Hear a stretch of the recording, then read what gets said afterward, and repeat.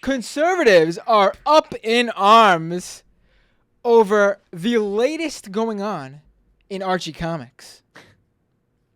For those of you who aren't familiar, in comic books, they often take series starring, Spider-Man, X-Men, whatever, and they spin off alternate universe comics, which feature the same characters, sometimes played by different people, sometimes whatever, but it's, for example, a Spider-Man in one issue, in one series can be Hispanic. They just announced that in one of the versions of Thor, the Thor comics out there, Thor will be a woman.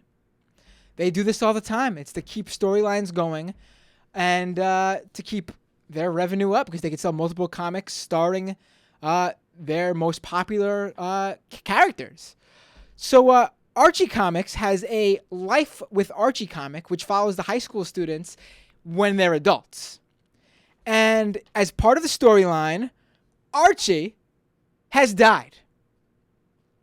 Archie was shot jumping in front of a bullet that was meant for his openly gay friend Kevin Keller, who's a politician campaigning for gun control legislation. Wow. So a shooter tried to kill Archie's gay politician friend who was advocating for gun control, and Archie put his life on the line to save his friend. And conservatives are not happy. I can imagine. I'm sure they prefer the gay guy would have died. If the gay guy would have died, I'm sure. Mark Tapson, a screenwriter and conservative pop culture for acculturated.com, spoke to the New York Daily News and said, "This has struck me as comically, pardon the pun, heavy-handed. I mean, the messages couldn't be more blatant.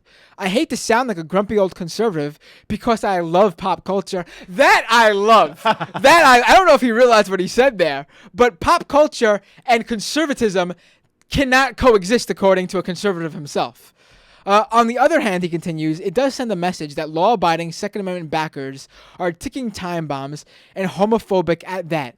So it's just disturbing. Yes, it is disturbing that there happens to be a major crossover between Second Amendment guys and people who are ticking time bombs and go on gun shooting sprees and homophobes. That to me is disturbing that there's that crossover and we allow those people in that crossover to have access to guns. Yes, I am disturbed. Indeed. They also spoke to Christian Toto of Breitbart News' Big Hollywood, which is a conservative name if there ever was one, if you ask me. Christian Toto. There's a sense in conservative circles that there are fewer and fewer places they can enjoy, stories their kids can read, or movies they can see without being force-fed a message. Imagine that.